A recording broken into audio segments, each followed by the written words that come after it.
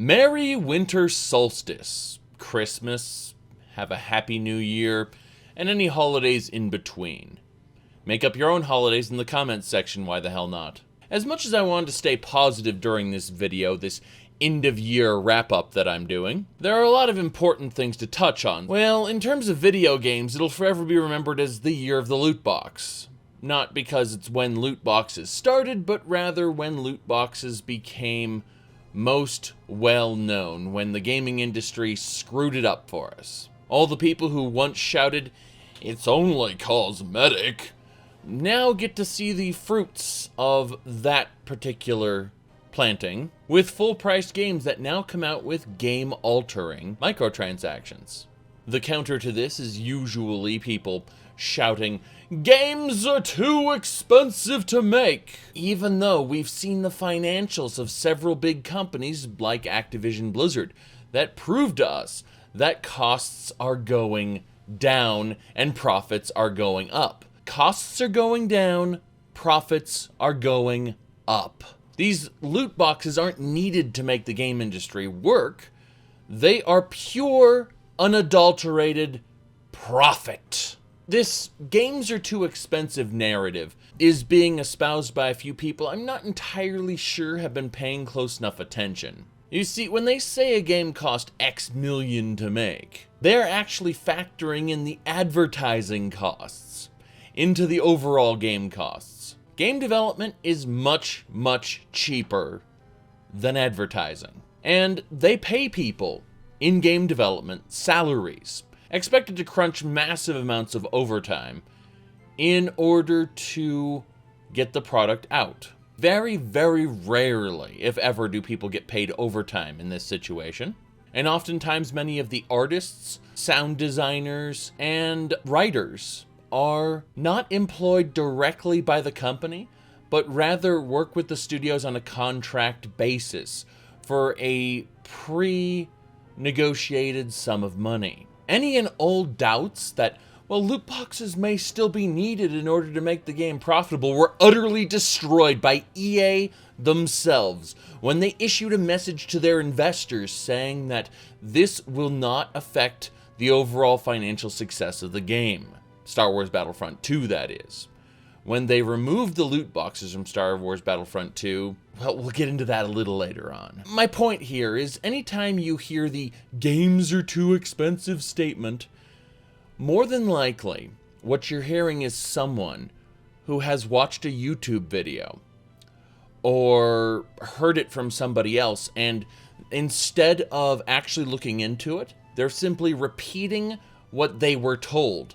This is called parroting. It's somewhat like someone who has never independently read the Bible outside of church and is espousing something their minister preached without actually reading the book, and consequently putting their mind to the possibility that the written word within the Bible contradicts the spoken word of the minister. In this case, the spoken word of so many people, "Games are too expensive," contradicts the financial reports we've been getting and the very statements that these companies are making to their own investors. But there's a bright spot in all of this. Governments and platform holders alike are beginning to look at loot boxes and other games of chance that you can exchange real-life money for, and those services are employing emotionally manipulative tactics that take advantage of the same gambling addiction triggers in people. They hire psychologists straight out of school, people who couldn't get a proper gig as a therapist, and they're putting them to the task of emotionally manipulating people, helping construct business models that actually harm rather than help. Gambling is a very destructive vice if improperly managed, and that's why it has been so heavily regulated, and that's why people have been arguing for its destruction since the 1800s. Now, I'm not arguing for the destruction of gambling, certainly not. I enjoy gambling on my trips to Las Vegas and Prim, Prim is a really good area because there are like 2 major casinos and there's nobody in them. So you can just walk the casino floor with your group and you can play whatever games you want because no one's sitting at those casinos. Those casinos are happy to have anybody because they might only have 1 or 2 people employed on the entire casino floor because no one goes to Prim despite the fact they built mega-sized hotels there. And it's absolutely hilarious. Either way, my gambling vice aside, the fact is that you still have to show your ID.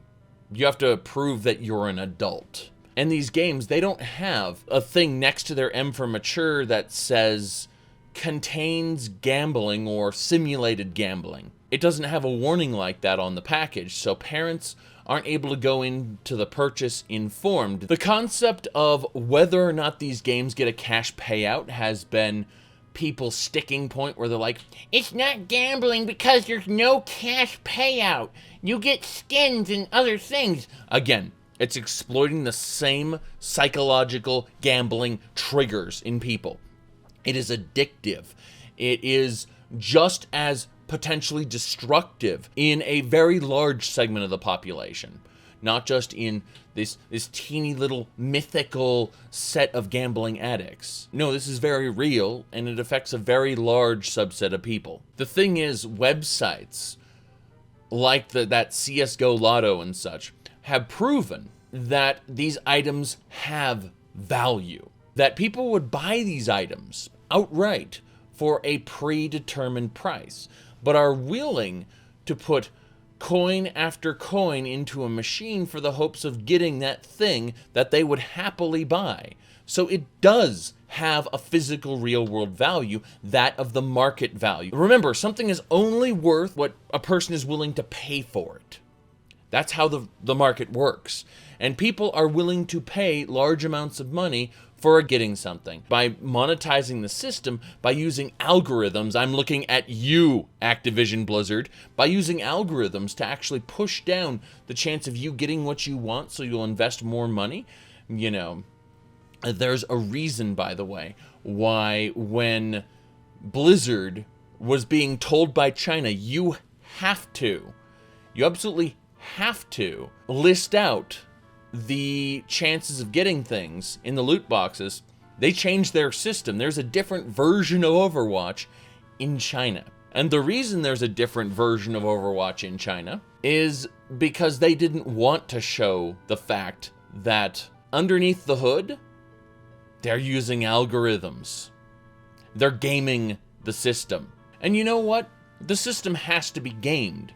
Otherwise, casinos wouldn't be able to operate. The house always needs to win a majority of the time. Otherwise, casinos wouldn't be able to function. However, in the real world, with real gambling, those figures are disclosed. We go into it knowing there's a gambling commission that ensures that these things are taken care of, and that whilst we have a less than fair chance at getting what we want, at least those figures are disclosed in a way that we know are consistent. In a real-world casino, they don't have a set of algorithms that are tracking whether or not you want a particular thing and then going out of their way to hold that thing back until you've spent a certain amount of either time or effort in there. Of course, there's always the RNG factor, so your 0.0001% may trigger, and you come into the comment section saying, I got my Torbjorn skin the first time, and I'm a Torbjorn main, so that makes me happy. Even though, even though that's just the heaviest of heavy RNG, and that experience is not typical. Very much like one guy on one of those weight loss ads, where he says, he lost 200 pounds eating these Subway sandwiches, and then it says at the bottom, results not typical. Anyway, my point is that games are too expensive is bullshit. Loot boxes aren't needed. It's greed. And this is the year where it finally started to really, really bleed in to the game mechanics. And pay to win became a very real thing in the AAA space. You see, investors would prefer a steady stream of income rather than the highs and lows of a game release cycle.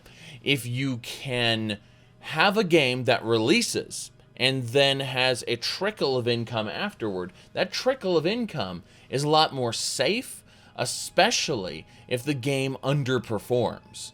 And having games that exist for years and years, like Grand Theft Auto 5, for instance, you can monetize those in the long term. And when you have a company like Bethesda, who's openly said they're working on a new intellectual property, they don't care about their prime franchises anymore.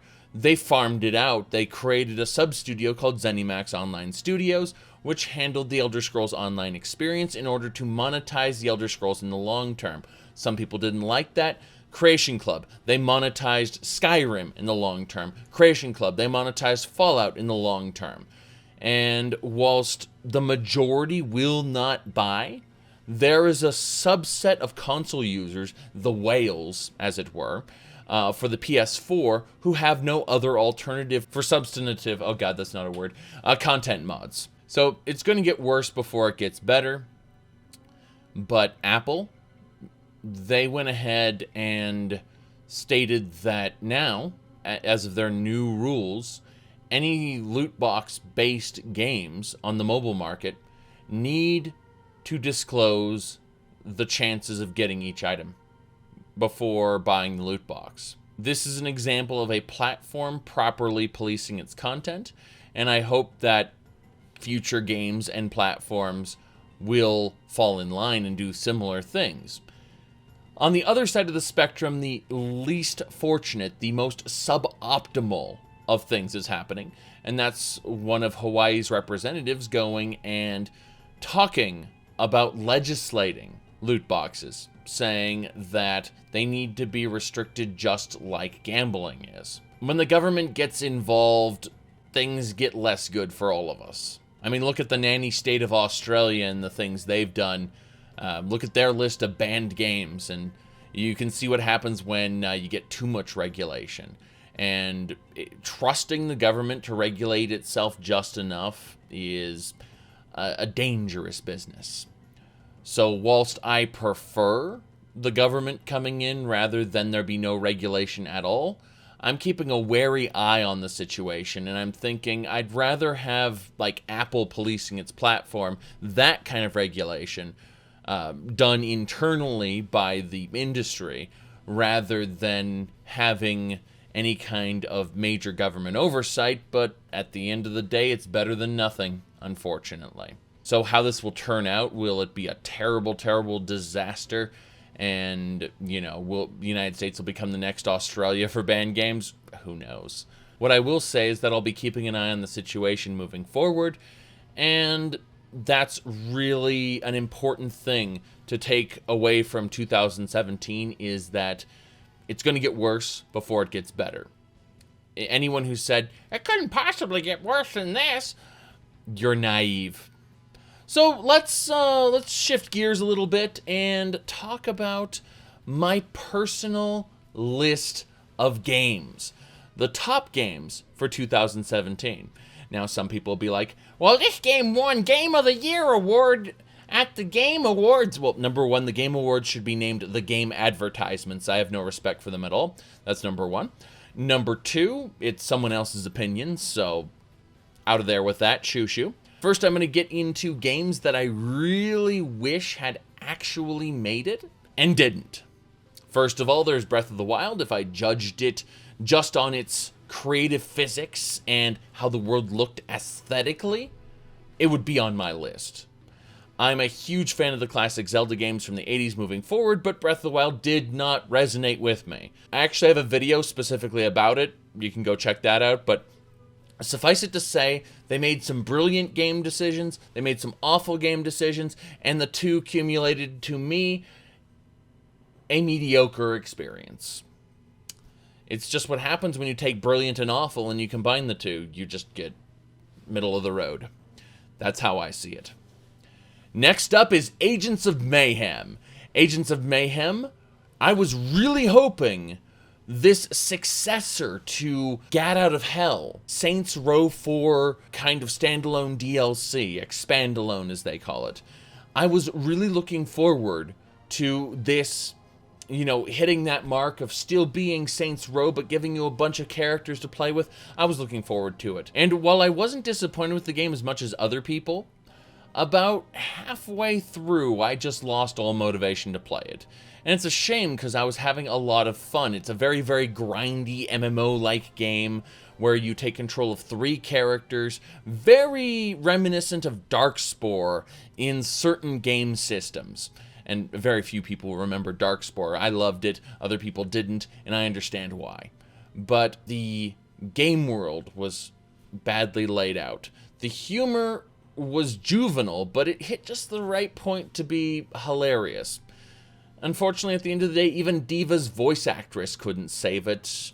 Their love, however, was short-lived. The monstrous force known as Mayhem murdered their poor husband on their wedding night. All we wanted was to merge into a super being. But no! Mayhem just wouldn't let us be happy. But Aisha did not get discouraged. Together, they were determined to rise above any obstacle. When the world sees what we've been working on, I think they'll really feel our pain. And I just stopped playing it. Johnny Gat is a worthy husbando if you're into collectathons, but that's about it. The third and final game that won't be making my top list that I really wished had made my top list was Prey.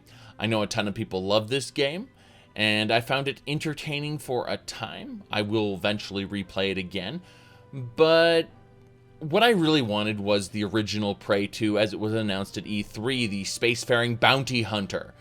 And the fact that they bought the intellectual property and the name, and then stripped the name out and used it for what is essentially System Shock 1.5. I wouldn't even call it System Shock 2, just with really spiffy graphics. I don't consider graphics part of the equation at all, so I would say that this is like a System Shock 1.5. It's just lacking, and it has the atmosphere, it has the graphics, it has the sounds, it has the cinematic storytelling. Now, it needs the systems, and I felt like it was trying to straddle the System Shock BioShock line, and it fell too far onto the BioShock side of simplicity. That's my personal opinion. Now, I'd love to see another chapter in Morgan Yu's Tython saga, as it were. But then in the back of my head, I'm always thinking, I'd rather have the real Prey 2, the original one. So, there we go. I'd also rather have that new System Shock game that they kickstarted. I did contribute to that Kickstarter, and you know how Kickstarters work. You never contribute more than you're willing to lose, but I'm always keeping an eye on those developer diaries, like, what's going on with this System Shock? So, with those out of the way, let's talk about my top games that were released in 2017. First of all, we got Divinity the Original Sin 2. It's a true RPG lost in the flood of third-person action-adventure games with minor RPG elements. Original Sin 2 features choices and consequences, and some pretty ridiculous stuff can happen. Anyway, if you're a big fan of Neverwinter Nights or Baldur's Gate, games like that, I recommend playing Divinity the Original Sin 1 first, get it just cheap, and then move on to Divinity the Original Sin 2. You don't need to play 1 in order to play 2, but your game experience will be enriched, and they're fairly well the same game. Some systems have been minorly changed, but there's so many different ways to complete quests in Divinity the Original Sin because pretty much everyone's killable. And that leads to some really hilarious situations where you have outcomes to quests you never even thought would happen. When people ask me, oh, why don't I consider Skyrim a true role-playing game? It's because look at the part of Skyrim with Astrid, where you have the opportunity to kill the people she wants you to kill, or you can kill her and destroy the whole Dark Brotherhood. The entire game could have been like that, with actual choices and consequences as opposed to the half-assed way it does it. I love Skyrim, and I am currently playing through Skyrim again enjoying the hell out of it. But there are games like this that I should be playing instead, and I will eventually get around to playing on stream because they're just that good. Divinity the Original Sin 2. You should play it. Next up, we got Persona 5. I will never own the console that this is on, but we borrowed one. And this game was on the list of, I didn't play it myself, but I kind of sat in the room and watched it being played. And Persona 5 was enjoyable to watch. Now, the Persona series, that's 3, 4, and 5, all have a teenage rebellion concept in them. In Persona 3, you were rebelling against death, shooting yourself in the head to bring your personas out.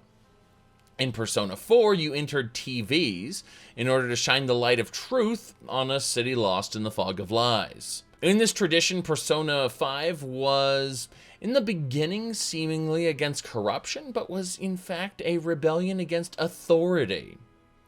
And that's why you took on the mantle of the Phantom Thieves, and you rebelled against the authority that society placed in front of you. While I loved Persona 3 more than I did 4, and I couldn't be asked to grind out Persona 5 for myself in the limited time that we had it, I would say it's definitely worth a play, definitely worth checking out.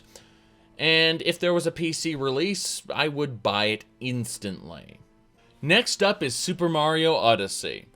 I know Super Mario Odyssey is kind of weird considering I talked about how I wasn't a huge fan of Breath of the Wild and how it treated its open game world and game mechanics and things like that. But Super Mario Odyssey, at the end of the day, was a celebration of all things Mario, much like Sonic Generations was a celebration of everything Sonic. Super Mario Odyssey took you from kingdom to kingdom all across the world and had you interact with characters like Pauline from Donkey Kong, had one of the most amazing singing sequences whilst you did classic Mario platforming. The true level to which this game goes in its intricacy is amazing, despite it just being a massive collect-a-thon and time waster. It does not have a great story, but it is enthralling in the sense of the platforming 3D gameplay meets the themes of old and new. I just enjoyed it immensely. As a fan of platformers and someone who wasn't a huge Super Mario Galaxy fan, didn't really like anything much after Super Mario 64, this game hit the spot and felt like this is where 3D Mario should have gone after 64. Next up, we got Shadow of War from the Middle-earth series.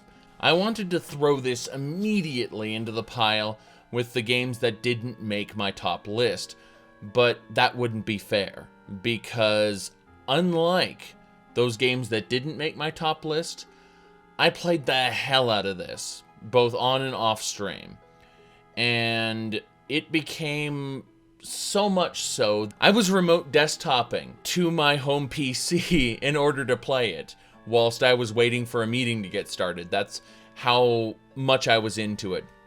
Where other people saw this massive, terrible, terrible grind in the Shadow War and a compulsion to buy loot crates, I enjoyed the hell out of it. And I suppose it comes down to the fact that I spent, 19 hours in the starting zone before getting the new ring back in order to then start dominating orcs, which completely changed the game. But either way, I wasted a colossal amount of time on this, way too much to even get into. It's just, this game was gifted to me, I didn't buy it, and I played it entirely in offline mode. Meaning that I didn't have access to the store or the vendetta missions or any of that. I just 100% offline mode so that I didn't have to agree to their online usage agreement.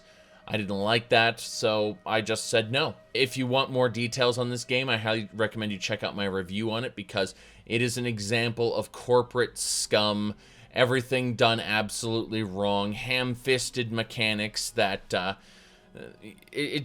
this game shouldn't be as bad as it is, but despite that, it belongs on my top list because of the amount of enjoyment I got out of it. And at the end of the day, that's what we rate our top lists on, is personal enjoyment. Shadow of War had a ridiculous amount of it for me in its grindy badness.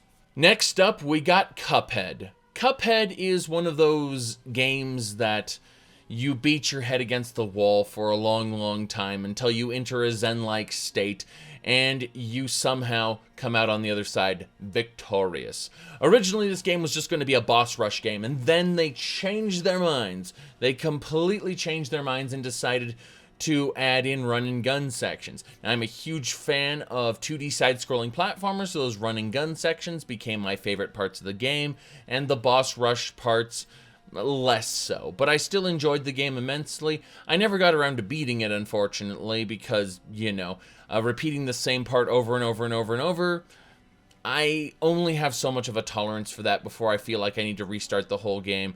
And I only played a fraction of it on stream, despite the amount I ended up playing off stream. I gotta say, though, the game is amazing fun in co-op, especially if you're playing with a less skilled person. I managed to rescue a certain someone else many times, and they always come back with 1 health left, which is hilarious, because then they die again, then you rescue them again.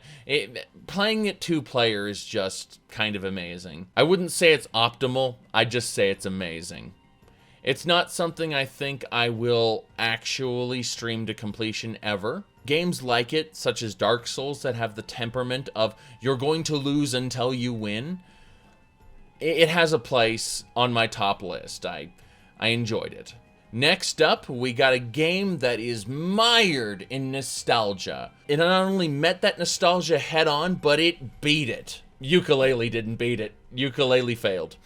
No, I'm talking about Sonic Mania. Sonic Mania managed to take the nostalgia-ridden corpse of 2D Sonic the Hedgehog, the classic Sonic, and elevate it to a new level. Sonic Mania is a game that I enjoy coming back to again and again and again. I enjoy this game just as much as I enjoy Freedom Planet, and I love Freedom Planet. So I would definitely give this game a go if you're a huge fan. Honestly, this is the best game since Sonic & Knuckles and Sonic 3. I would dare say that this is the real Sonic 4, even though it contains remixed levels from previous games. And yes, those remixed levels are substantially different, despite using the same tile set, as it were. Finally, to top this list off, we have my favorite game of the year, period. Nier Automata. Nier Automata, I highly recommend you check out my video on the topic, but unfortunately, people judge this based on the anime aesthetic and the main character, quote-unquote, 2B's ass. And her rear end, despite being extremely well-crafted, was really not the focus of the game. Despite being nice eye candy, the game stands on its own, with Platinum Games style combat, with amazing fun boss battles and twists and turns. It manages to take the original Nier and expand upon it, and make it just much better than it was. I would highly recommend giving Nier Automata a try. And I'm going to throw out a spoiler here, a very small spoiler, but the game has 3 playthroughs. The spoiler is that the 2B playthrough is the shortest one. It's a bait and switch. The main character is actually a man named 9S. And it's his descent into madness and a girl named A2's redemption story. But in order to understand the redemption story and the descent into madness and how it all fits together, you gotta play the 2B story first. Some of my favorite games, like Odin Sphere, do this multiple playthroughs but from different perspectives concept, and they hit home. So if there's a game I'd recommend that was released in 2017, it would be Nier Automata. Now some people are like, what about PlayerUnknown's Battlegrounds? It didn't come out. It's not released. And even if it is, it's an asset flippy thing that's going to get munched on by another game that's going to just do its job better. Its fate, I'm just predicting the future here, its fate is to be eaten. So that's it. Those are my top games of 2017. Now, what I have actually played the most in 2017? turns out it was Warframe. A grindy game. Had a lot of fun with it. Starbound, a game that recently got an update that added mechs. Love it.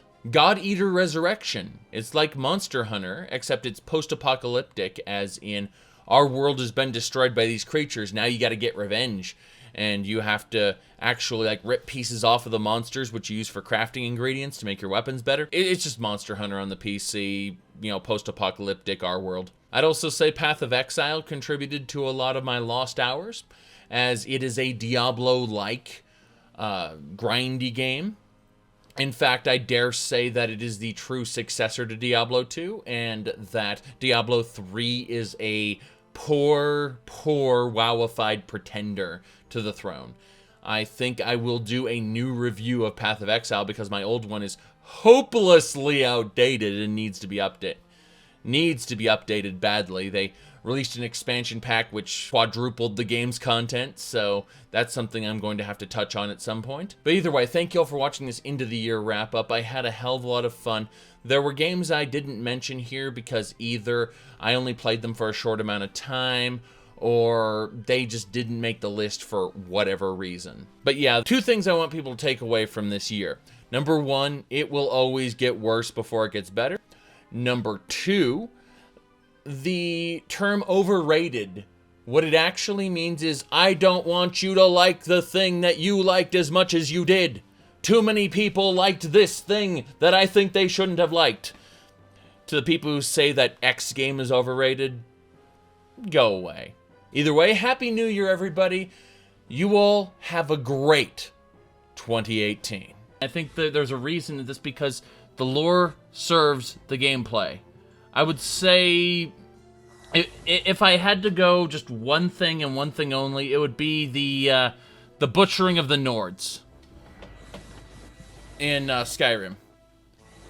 I'd want their culture to be more representative of what earlier Elder Scrolls games showed. Well, I want my Colovians and my Nibanese. Janassa and Irina, same voice actress, were fighting over something I dropped on the ground. And it was hilarious. Just the fact that they were both fighting over this thing I dropped, and it's like, it was basically the same voice actress fighting with herself. I'll take it. You're too slow. I saw it first. I don't think so. Back off. That can be arranged.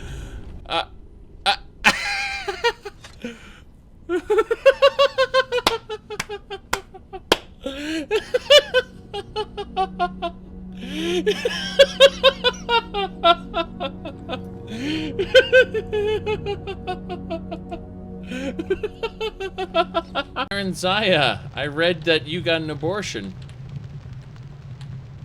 Well done, Tarita.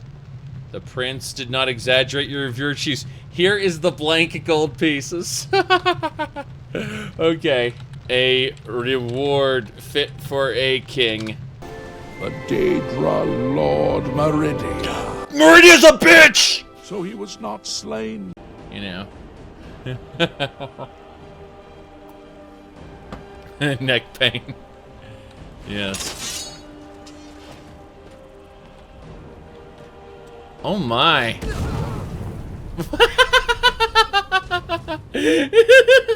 You Trinell thing? Rishal what Trinell thing? Fool, touch me and die, but join my glorious warband and smite my enemies and feast forever in the halls of the mighty. In fact, join me as a token of my favor. I won't kill you, not even a bit. That's exactly what I told it. It was just like, I ain't talking to you. Decide to join the fight before it's too late. Dr. Ezron at Fort Dawnguard, southeast of Riften.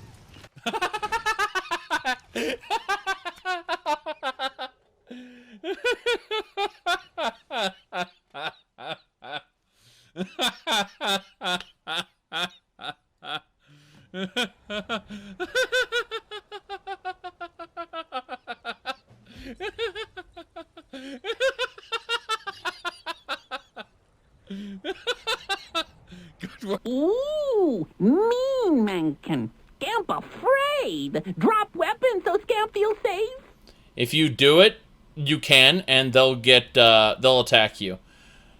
Fool! Do I look like a mankin? Cower and serve, or I'll rip your ears off. Well, it didn't Isn't care. sort of I'm just gonna grind my Are you talking my weapons about, damage again. Oh no, it was Max that was skills increased. Warframe, and I love that I'm going to die to a how scamp in how this dungeon Warframe of was nowhere. simply Right. ninth era Broadsword Elder it is. Scrolls. Oh, yeah. Yes. And you know, The we answer were is talking about always the Magna G broadsword. being the Orican and shit like that. problem? Yeah, that was the thing. Piece.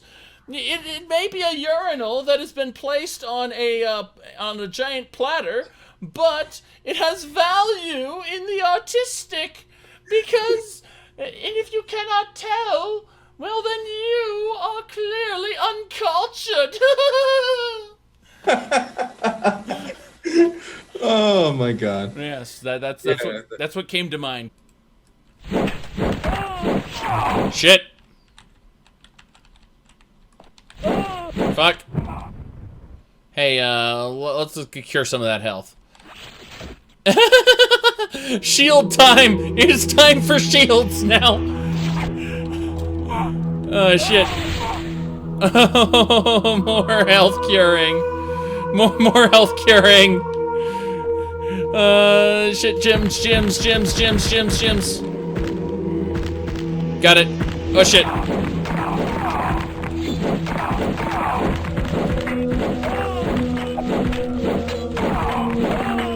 Screw this. I've been playing with you for far too long. Behold the power of my long sword of mage pain.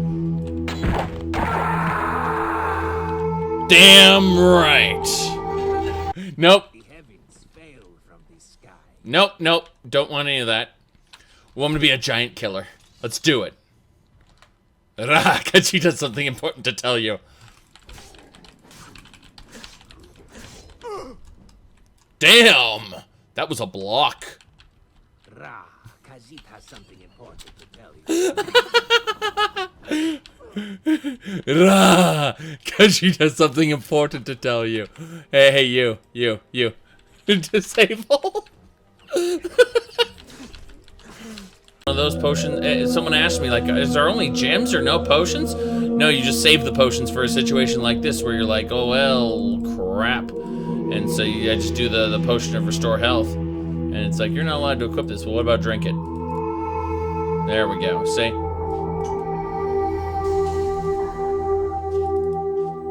Yeah, that's not great. Not using my broadsword, but I think it'll be fine. Hey, Vermite.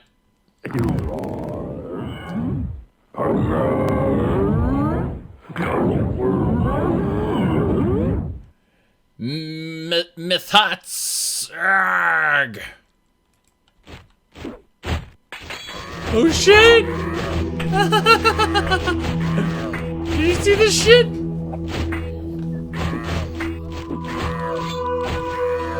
That's funny.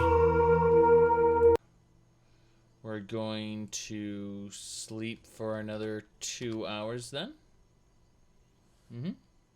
Ra, Khajiit has something important to tell you. He just clips through here.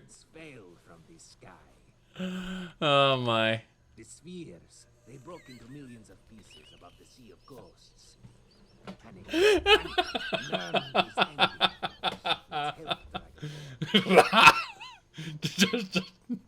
Just all behind. So now they're pissed at me.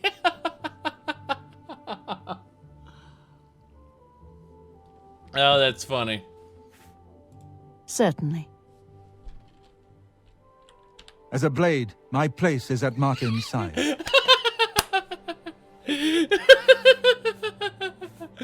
Oh my god, that's perfect. The coronation of each new emperor is sealed when he uses the amulet. Do we want to go anywhere? Oh, there is another dungeon. Looks like a larger crypt to the west, actually. Just directly west. Just go through that signpost there. Around the trees. There's a mod for this game that removes all the trees. When I say a mod, it's just like it just removes the trees. that you can go through them. Oh, about Samurai Flamenco there. That's the super move that the mech has. Yes. There is no universe in which they are not aware of what they did. A faithful Imperial citizen would know that. Perhaps there's something you wish to confess. I can worship anyone I want. Incorrect. You can worship whatever gods you like, but Talos is a man. Only a heretic would think otherwise. And so you will die a heretic's death. Your never should have official Okay.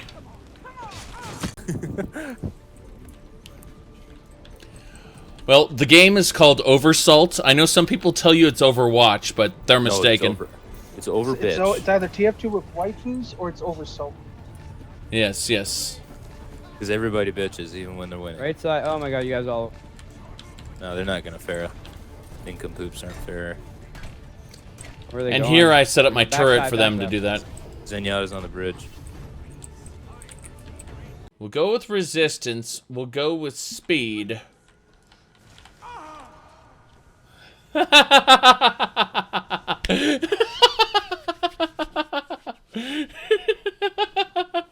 If you're using lore as a method to justify your content in the game and game mechanics, you're doing it wrong.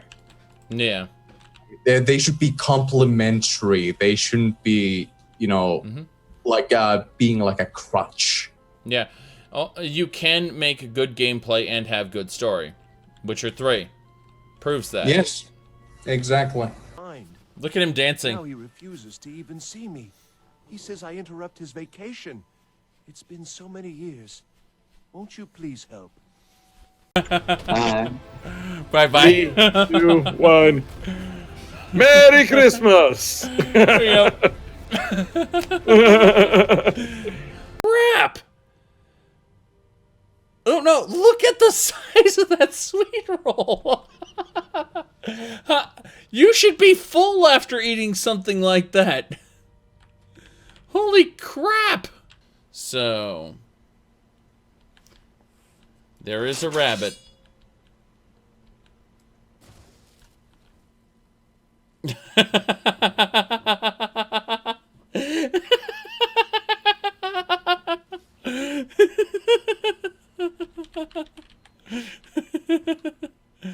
Oh my, it's not dead.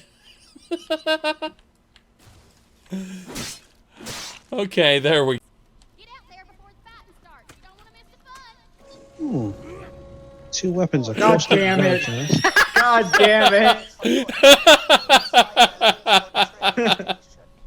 Wow, Con. All I wanted to do... You were in a menu. It's perfect. All I wanted to do was allocate my skill boards. Why did you jump up there into the crusher again?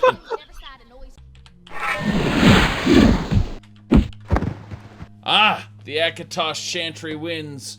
All I ever wanted to do is free the dragons. The Dragon Slayer is dead. Damn right. We just killed the Dragon Slayer. Over and they just made you buy 4 games, basically. But then .hackGU takes the original 4 and improves upon it, makes it much, much better. .hackGU actually has character development with Kirito. Kirito? Haseo.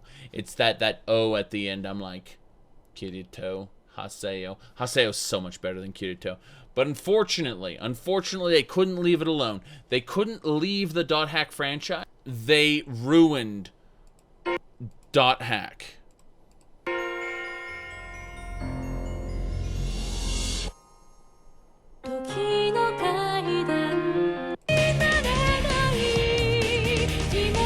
Wait for it, okay? I want you to see the hilarity, the forever alone Haseo.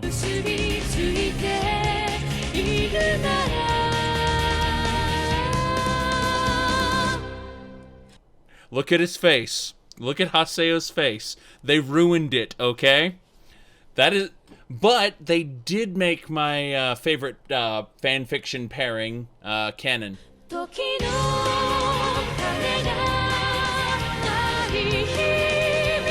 That's Haseo and Alcade, because how Alcade is, well, Alcade is best girl. I quit the second game for like 2 weeks after they killed her off, and my at the time girlfriend slash wife now was like, why aren't you playing the game? And I'm like, they killed off my favorite character. So even though the world is huge, you can select anywhere you... Alright. Let's pray. Damn! Those are some mighty blessings, Stendar. I can see. I'm just going to leave now. Have you watched Fate Stay Night? Which one? And the answer is yes to all of them, including the version that has sex. Okay, well we have our minions here. Gonna summon another one. Conjuration skill increased. Going for the stray. Okay, one down. Got it. Those do side steps. We got an ogre. Oh shit! Did you see what the ogre did to her? Oh my. We stunned him. Oh my. He's still alive. He's still alive. This is not good. Okay. I'm really happy about how this is working out so far. So we're all fighting miasmas, in other words. That's fine by me. The quest line, what's our next quest now? There's a bounty for an outlaw hiding in the cavern of Sargon. Well, you know, we're gonna have to go raid Sargon's cavern. Alright, let's go. Exactly. Traditionally, the one was Alicia, not Talos. Greetings, Imperial. But that changed. What can I do for you? I could persuade. I'm listening. I will admire you. Was that supposed to be a compliment? I'm done. Are you sure? Yeah, I'm out of here. Good day. But when they canceled shows back then, they actually, you know, would sign them for a specific run and then tell them during that run that they've been canceled, okay? So they'd have time to wrap up the series. What they ended up doing is they gave Xavier a, like, fatal injury where he was gonna die if Magneto didn't come and save him. Okay, helmet back on. As a blade, my place is at Martin's side. That was amazing. As a blade, as a blade, as a blade. Sean, how you feeling? I didn't expect to see you again. Come to see the reactor, have you? We got it working without you. Yep. And yeah, I'm gonna blow the reactor, put an end to the Assuming the Commonwealth. It can never survive without the Institute.